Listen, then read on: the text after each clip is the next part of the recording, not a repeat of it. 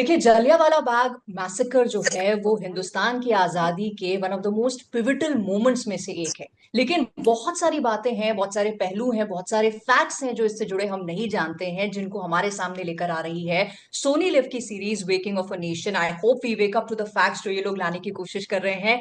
बात करने के लिए तीन लीड एक्टर्स जो इस कहानी के लिए बड़े पिविटल है हमारे साथ है, निकिता, साहिल और भवशील। हम ढेर सारी बातें इनसे करेंगे, बट फर्स्ट थिंग्स फर्स्ट, तीनों का पंजाब केसरी नवोदय टाइम्स में बहुत बहुत स्वागत है। Thank you. Thank you okay thank Nikita, you. My first question is to you. ऐसे तो तीनों के लिए ही है, बट यार बड़ी इंट्रीगिंग लग रही है कहानी। और पहला जी। सवाल मैं आपसे इसलिए पूछ रही हूँ क्योंकि इतना डी ग्लैम लुक में आपको हम देख रहे हैं कि पहले मतलब मुझे ना टीजर को ही 3 बार देखना पड़ा, चाहिए निकिता ही है। So tell me, how do you feel? Imagine आपको देखकर ऐसा लग रहा है, मुझे इसको प्ले करने में उतना ही आई थिंक शॉकिंग भी लगा था। But if I have to start from the beginning, when I actually met Ram sir for the first time, उन्होंने मुझसे एक चीज कही थी, कि आपको हम बिल्कुल मेकअप में नहीं रखेंगे और आपको सैलून नहीं जाना है, आपको अपनी आईब्रोज वगैरह सब कुछ नहीं करवानी है। एंड मुझे एक सेकंड के लिए झटका लगा था। आई वाज लाइक, ये मतलब कैसे होगा? बट मैंने उस टाइम तो बिल्कुल हाँ बोल दिया था कि हाँ हाँ जी जी हो जाएगा हो जाएगा।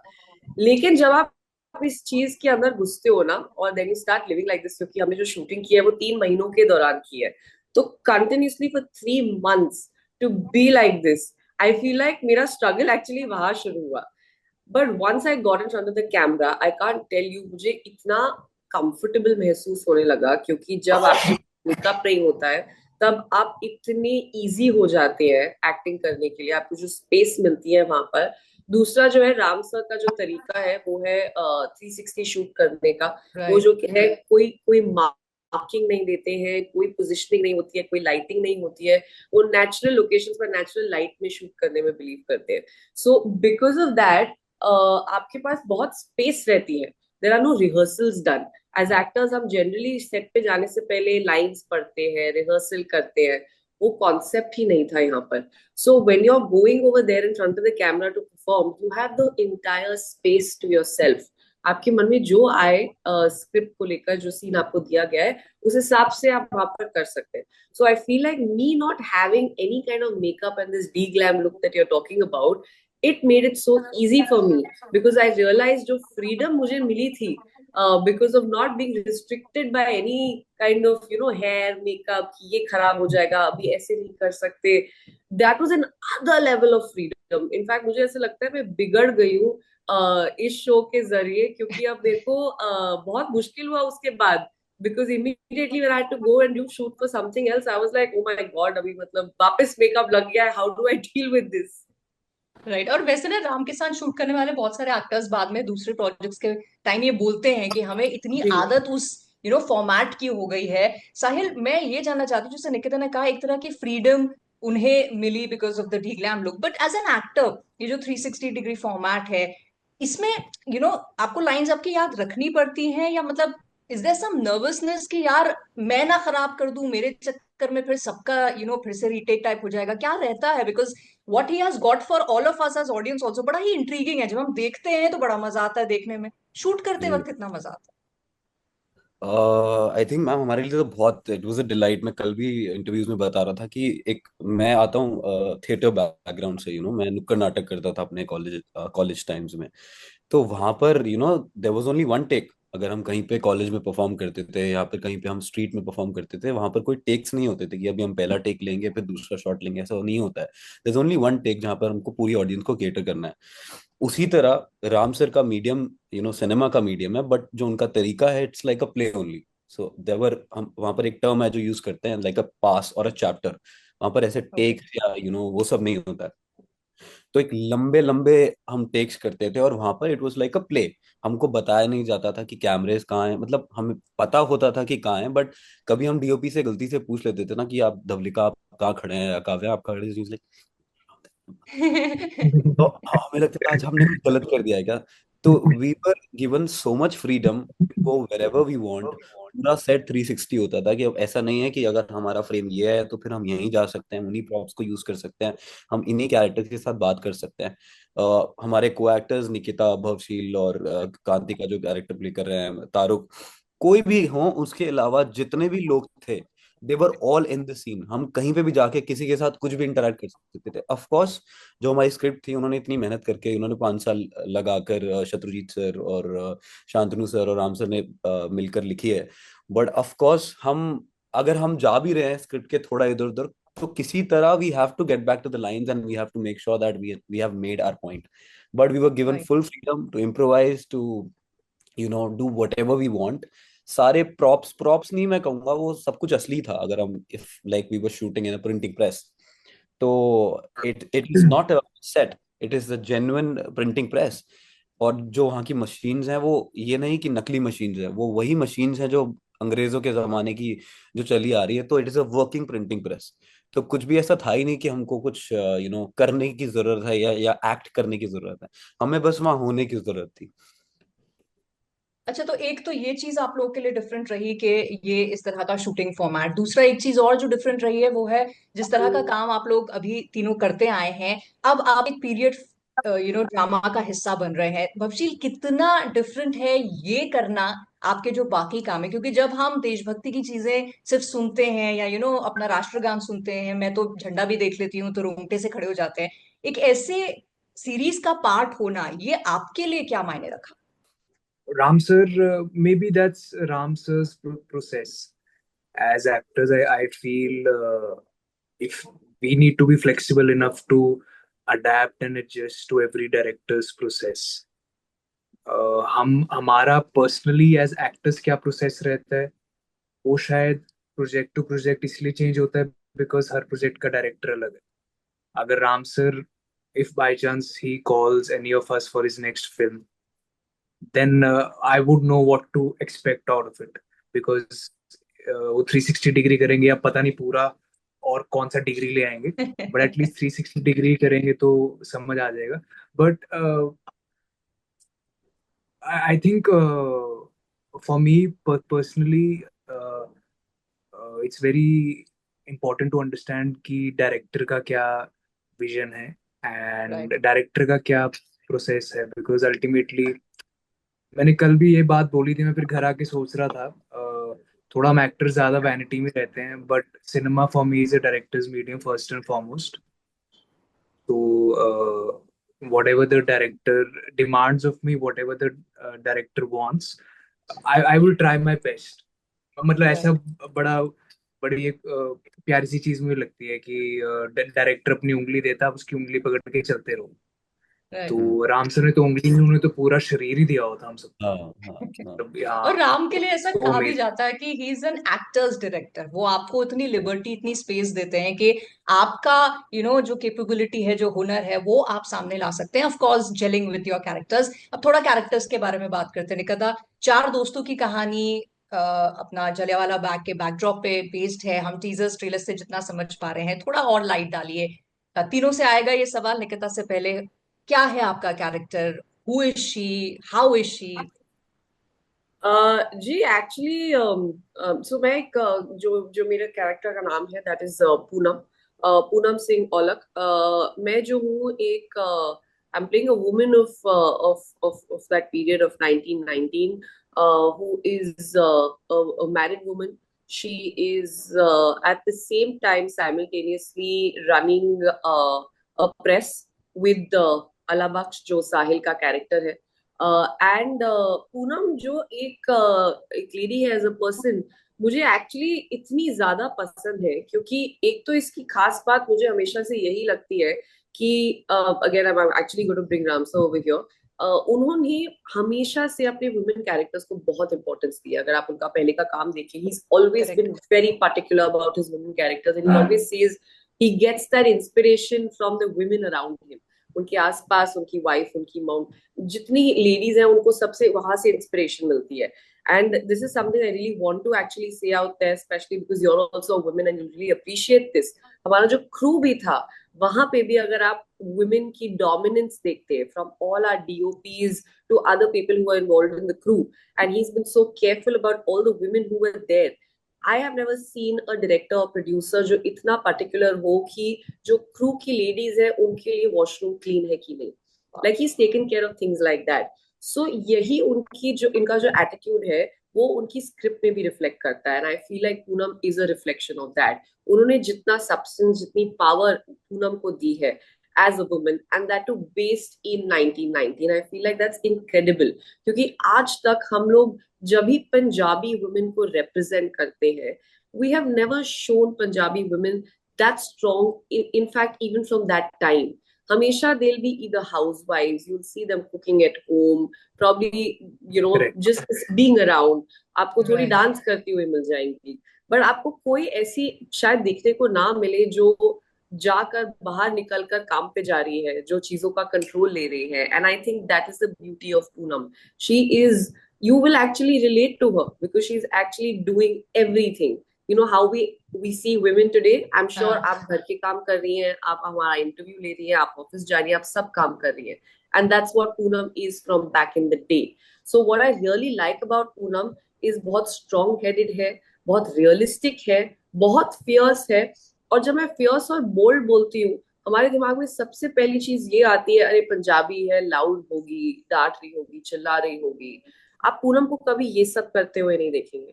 She is bold and she is fierce with the way she is. She is not Right. Somebody जो किसी के ऊपर चिल्लाएगी, जो इन योर फेस चीजें बोलेगी. उसका पेट्रियोटिज्म भी आपको वैसा नहीं दिखेगा जहां पर वो चिल्ला चिल्ला कर आजादी या हिंदुस्तान जिंदाबाद ऐसी कोई चीज बोल रही है. It's all in the way she feels, it's all her emotions, and I think that is really the beauty of her. तो मुझे इनफैक्ट इस कैरेक्टर से इतना इंस्पिरेशन मिलता है because I am just like, this is like the ideal woman in my life that I'm getting to play. I'm very बिल्कुल. grateful I've gotten to play that, and yeah, all credit to him because I really really appreciate in today's time वो अपने woman character को इतना इतना importance देते और पता है जब आप बात कर रहे हो निकिता, तो जो चमक आ रही है ना अबाउट टॉकिंग अबाउट पूनम, वो मतलब दिख रहा है सच जी में कि कितने, एक तरह से ना हिंदी में एक बड़ा गहरा शब्द है आत्मसात, कितना आपने जी अब्सॉर्ब कर लिया उस रोल को. सो अभी वी वेरी एक्साइटेड कि देखें पूनम की जर्नी, आपके कैरेक्टर की जर्नी. जी. साहिल बिकॉज आपका. कई बार, sorry I am just adding this, कई बार ये होता है कि जब भी हम लड़की को ज्यादा स्क्रीन स्पेस देते हैं, and because I have done television and I have seen this side, तो we want to make the girl a अबला नारी, we want to her to हाँ. Cry. In fact I remember back in the day हमेशा मेरे साथ ये होता था when I was doing television कि अगर मेन लीड लड़की रोएगी नहीं तो टीआरपी नहीं आएगा, तो उसको रुलाना है. तो आई रिमेम्बर हर रोज कोई ना कोई ऐसा सीन जरूर होता था जिसमें मैं रो रही होती थी बिकॉज उसी से टीआरपी आएगी. सो आई रियली अप्रिशिएट कि हम ऐसा सोच रहे हैं कि नहीं, लड़की को रोने की जरूरत नहीं है, वो लड़की स्ट्रांग है. बट हो सकता है आपका परफॉर्मेंस देख के कितनी डेप्थ के साथ आपने किया है, of course this being about patriotism and या एवरीथिंग, फिर हमारे उस तरह से आंसू निकले, दैट विल बी हैप्पी आपके निकले टीयर्स. तो बहुत बढ़िया है, मतलब हमने कुछ तो सही किया है. वही बोल रही हूँ. साहिल, आपको कितना कॉन्फिडेंस है आपके कैरेक्टर पे? पहले तो उनके बारे में बताइए, किस तरह का कैरेक्टर है and how confident were you playing it? So मेरे किरदार का नाम है अली अल्लाह बख्श। और जैसे निकिता ने बताया कि वो अल्लाह बख्श के साथ एक प्रेस चलाती है। तो अल्लाह बख्श ने प्रेस बनाई थी और वापस फिर बीच में पूनम और इन्होंने उसको वो साथ लेकर जा रहे हैं। और बड़ा ही स्ट्रॉन्ग कैरेक्टर है मैम, बड़ा बड़ा ही इम्पल्सिव, बड़ा ही उसको ही I would say he is the collective voice of his fellow countryman to okay. To to fight for the freedom. और बड़ा ही स्ट्रॉन्ग हेडेड और बड़ा ही इम्पल्सिव है। मतलब अगर अगर उसको कुछ पता चल गया ना कि ये गलत हो रहा है, तो वो उसी समय एक्शन लेना चला जाएगा। तो इसीलिए ये जो बड़ा ही स्ट्रॉन्ग और बड़ा ही कॉन्ट्रास्टिंग डायनामिक भी है इसके साथ, जो कांति और जो इसके फ्रेंड्स हैं उसको आपस में रोकना चाहते हैं कि यार थोड़ा देख और समझ करके चीजें कर, एकदम से तू एक्शन नहीं ले सकता है किसी चीज को लेकर। तो वो आपको इनका जो सबका इन चारों का जो डायनामिक्स देखने को मिलेगा वो बहुत इंटरेस्टिंग है। Right. But yes, it was great fun working with all these Bhavshil, Nikita, and Kanti, and other actors also. Right. हमारी तो बहुत सारी भवशील, इस डायनामिक्स में, जैसे चार दोस्तों की डायनामिक्स से दो का हमें पता चल गया, आपका कैरेक्टर क्या है? Hari Singh Olak fought in the Great War. This is मतलब उसकी बैक स्टोरी है। एंड वो हैंडीकैप्ड हो जाता है, उसकी एक बाजू चली जाती है वॉर में। सो बेसिकली उसकी after fighting in the war उसकी ना एक्चुअली आइडियोलॉजी चेंज हो जाती है towards now I think towards life. उस टाइम मुझे ये लग रहा था कि सिर्फ वो नॉन वायलेंस के रास्ते पे चल रहा है, बट कल भी जैसे कल काफी सारी बातें हुई तो मुझे रियलाइज हुआ कि उसकी लाइफ की आइडियोलॉजी चेंज हो जाती है when once he loses his arm in the war because he उसके बाद वो एक्चुअली नॉन वायलेंस को चूज करता है। वायलेंस उसकी जिंदगी से हट जाता है बिकॉज गांधी जी आ जाते हैं उस टाइम तक इंडियन इंडिपेंडेंस मूवमेंट में। वो स्पीयर हेल्प कर रहे होते हैं गांधी जी, तो सत्याग्रही बन जाता है हरि सिंह औलख।